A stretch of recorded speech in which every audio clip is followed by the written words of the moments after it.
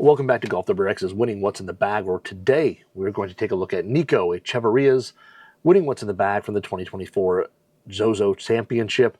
I know I probably just butchered that name, but Nico had a great win, fought off some big names like JT and some others down the stretch, and congratulations to him. Awesome to see.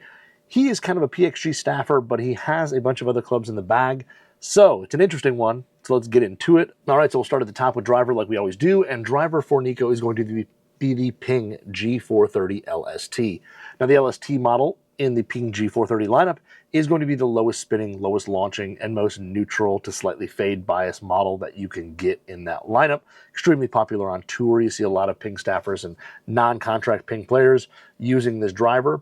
His is a 10.5 degree head. I don't know the exact hosel markings on it, but it might be a small minus setting. So when you look at some of the photos, it looks like the shaft is cockeyed just one click over. So it could be -1 loft, so playing 9.5, but standard lie angle. I don't know exactly, but it kind of looks that way from some of the photos I have seen. The rear weight is in the neutral position. You can actually set that to fade, draw, or neutral. His is set in the neutral position. And he has this driver shafted up with the new Mitsubishi Diamana BB73TX. The BB is, of course, the blue board, which is the mid-launch, mid-spin version. It's got kind of a medium plus handle in terms of stiffness. The midsection's medium plus, and then the tip is a little bit more of a mid-flex. So mid-launch, mid-spin with this really smooth feel on it. Comes in at 72 grams and 2.9 degrees of torque. We move into his 3-wood, and his 3-wood is a PXG Black Ops 3-wood. So this is the 0311 Black Ops, the new one that came out this year. The 3-wood, it's a 15-degree head. I'm not sure on the hosel settings again on this one, but it could be set to the flat setting. So kind of like Ping, PXG has a flat setting when you flip the adapter over from standard 180 degrees. It's a flat setting, and when you look at his shaft in his 3-wood, the graphics are pointing upward. So he could have it in the flat setting. Not 100% sure on that. Just something I've been, looking at some photos. May happen.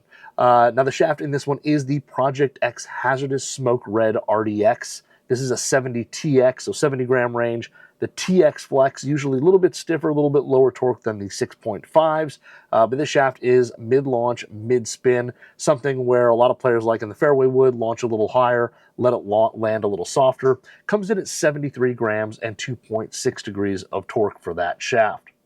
He then moves on to a 5-wood, and it's another PXG, but a little older model. So this is the PXG 0311 XF Gen5 5-wood. So the XF was actually the more forgiving model in the previous Gen 5 lineup. They had just a 0311 and they had an XF. The XF is a little bit bigger, a little bit more stretched out, bigger footprint when you look down on it, made for added forgiveness and added launch, added height in the air. It's an 8-degree head. I'm not sure on the hosel settings on this one, but it is shafted up with a Project X HZRDUS Smoke Green, and it's AKA the Hulk. It has the green PVD finish that goes from green all the way down to like purple. Extremely stiff profile, probably one of the stiffest profiles out there in the golf world. And he is playing an 80 TX in this one. So 83 gram range TX. I'm actually not able to find the true specs on this one because it is a tour issue part. They never really made the 80 TX for retail, at least that I can see anywhere. But it is the 80 TX there. Extremely low launch, very low spin, meant for extremely strong players and players who want that really kind of stiff, boardy feeling shaft and that feel of really tight control. Now we move to his irons, and his irons are a combo set, but they're a very interesting combo set because they incorporate 2 different brands. So the 4 and 5 iron are going to be Srixon ZX5 Mark II. So this is the current generation ZX5 Mark II. Multi-piece forge. It's got a thin face that's got a rebound frame technology that helps increase ball speed and spread the sweet spot across the face a little bit more.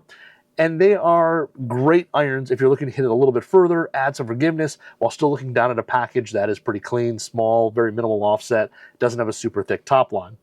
These are shafted up with Nippon Modus 125X. So the 125 is kind of the mid-launch, mid-spin shaft in the Modus lineup, and they come in at about 129 grams in that X Flex. So then we move into the 6 iron, and the 6 iron is a Srixon ZX7 Mark II.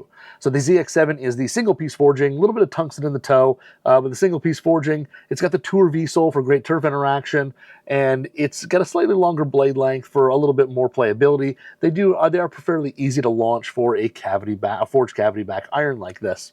It is also shafted up with a Nippon Modus 125X, but it's pretty interesting playing two different Srixons. And then we move into the 7-through pitching wedge, and it's the PXG 0317CB. So this is the single-piece forged cavity back from PXG. Extremely underrated, a really soft, really good feeling, and really good performing CB iron out there. It's a single-piece forged, very playable, and it is shafted up also, as you would think, with a Nippon Modus 125X. Again, mid-launch, mid-spin, about 129 grams, really smooth feeling shaft from Nippon.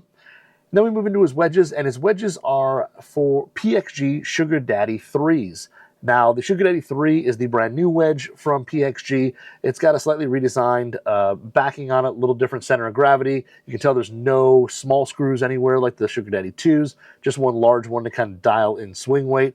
But they've got some new groove design, and it's fully machined out of a block of steel. So they actually take a full block of steel and they machine the wedge on a milling machine completely out of it. So extremely tight tolerances, very consistent throughout the set.